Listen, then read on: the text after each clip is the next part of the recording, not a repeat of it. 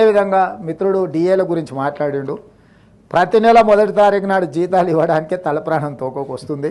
మా ప్రభుత్వ ఉద్యోగులకు నేను ఇక్కడి నుంచి విజ్ఞప్తి చేస్తున్నా, నెల నెల మొదటి తారీఖు నాడు జీతాలు తీసుకొని మనం ప్రభుత్వానికి కొంత సేవలు అందిద్దాము. కొంత సమయం పడుతుంది. ఈరోజు ఏమాత్రం ఏం చేసుకున్నా ఈ వ్యవస్థ కూడా దెబ్బతింటుంది. మన మొదటి తారీఖు నాడు జీతాలు ఇవ్వడానికి రిజర్వ్ బ్యాంకు దగ్గర అప్పుడప్పుడు చేబదులు అంటారు కదా అధ్యక్ష, ఊర్లలో అంటాం కదా, బ్యాంకు లోను షూరిటీస్ కాకుండా చేబదులు మళ్ళీ ఇస్తాం. 4,000 కోట్ల రూపాయలు చేబదులు చేసి ఫస్ట్ నాడు జీతాలు ఇచ్చిన అధ్యక్ష. రిజర్వ్ బ్యాంకును ఇంకో 4-5 రోజులలో నీకు సర్దుతా నాకు వచ్చేదాన్ని బట్టి చేబదులు ఇవ్వని రిజర్వ్ బ్యాంకులో 4,000 కోట్ల రూపాయలు తెచ్చుకొని ప్రభుత్వ ఉద్యోగులకు మొదటి తారీఖు నాడు జీతాలు ఇచ్చిన అధ్యక్ష. అందుకే దయచేసి మా ప్రభుత్వ ఉద్యోగులకి ఈ ప్రభుత్వం మీది, అన్ని లెక్కలు మీ ముందరనే పెడతా. ఏది ఎట్లా పంచుదామో చెప్పండి, ఏది ఆపుదాం ఏది పంచుదాం. మీ లెజిటిమేట్ రైటు డిఏలు కావచ్చు, కరువు భత్యం కావచ్చు, ఇవన్నీ మీ లెజిటిమేట్ రైటే. కానీ నిజమైన జీతభత్యాలు మొదటి తారీఖు నాడు ఇవ్వడానికే నిస్సహాయ పరిస్థితి ఉంది.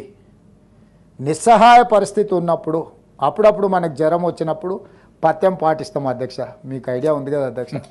కొంచెం ఆరోగ్యం ఇట్లట్లయితే ఒక వారం రోజులు నాన్ వెజ్ తినడం మానేస్తాం, తెలుసు కదా అధ్యక్ష. మనం అట్లనే మనకి ఏదైనా పరిస్థితి, రాష్ట్ర ఆర్థిక పరిస్థితి కొంత బలహీనంగా ఉన్నది.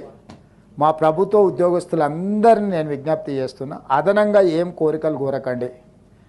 అప్పుడప్పుడు మా వాళ్ళే కాబట్టి కుటుంబ సభ్యులు కాబట్టి బెదిరిస్తారు, ధర్నా కోతాం, దీక్ష కోతాం, లేకపోతే బంధు పాటిస్తాం, లేకపోతే పెన్ను డౌన్ అంటారు, లేకపోతే అది డౌన్ అంటారు.